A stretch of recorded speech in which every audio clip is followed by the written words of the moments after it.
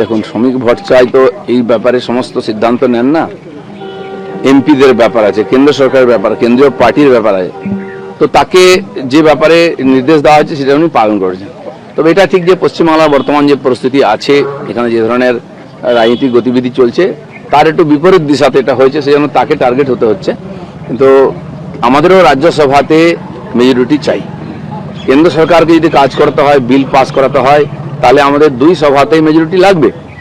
আর যদি অন্য কোনো পার্টির লোক আমাদের হয়ে সমর্থন করতে চায়, কাজ করতে চায়, তাকে আমাদের পার্টি সুযোগ দিয়েছে।